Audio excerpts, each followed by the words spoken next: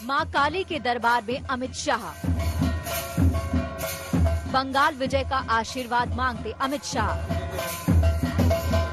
महापुरुषों को याद करते अमित शाह।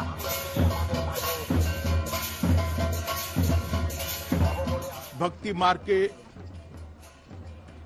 प्रशस्त करने वाले, आध्यात्मिक चेतना को जगाने वाले लोगों की भूमि रही है। मतुआ समुदाय के आंगन में भोजन करते अमित शाह और बंगाल से ममता राज को उखाड़ फेंकने का ऐलान करते अमित शाह।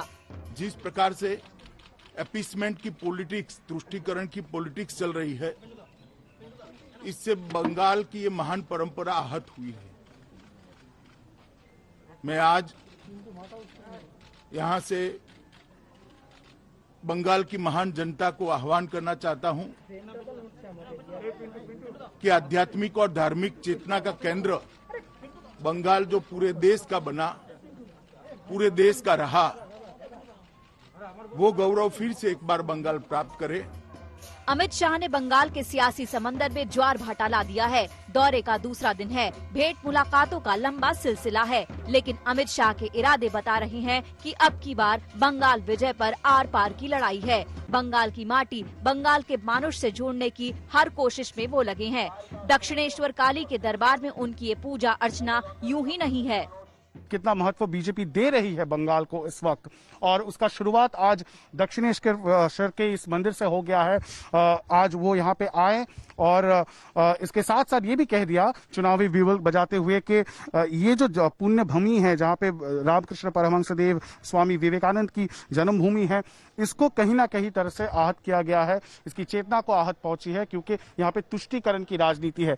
और यही हो गई बीजेपी का जो एजेंडा, जो कैंपेन है ममता सरकार के खिलाफ पश्चिम बंगाल में, इसको साफ कर दिया है अमित शाह ने।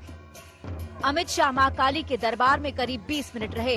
पूरे मनोयोग से उन्होंने मां की आराधना की। दक्षिणेश्वर काली का ये आध्यात्मिक आंगन उन्हें हमेशा भाता रहा है। वो पहले भी यहाँ आते रहे हैं। समग्र भारतवर्ष की चेतना स्थली,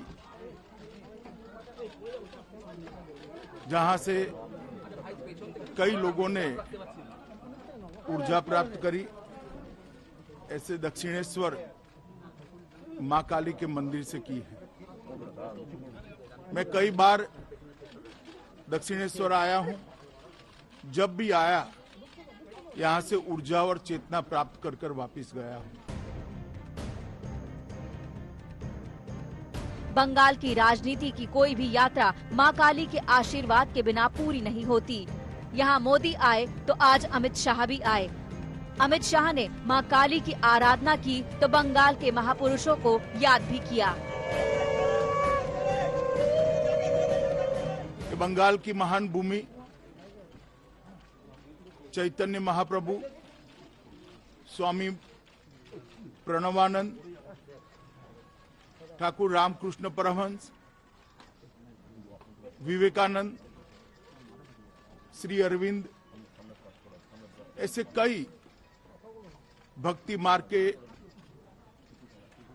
प्रशस्त करने वाले, आध्यात्मिक चेतना को जगाने वाले लोगों की भूमि रही है। इस दौरे में अमित शाह खुद को बंगाल की सांस्कृतिक विरासत से जोड़ रहे हैं, क्योंकि वो जानते हैं कि बंगाली समाज अपनी परंपरा, अपने अतीत से कितने गहराई से जुड़े हैं। उनकी एक मुलाकात शास्त्रीय संगीत के मूर्धन्य गायक अजय चक्रवर्ती से भी हुई। वो उनके घर गए और उनके गायन का लुत्फ भी उठाया।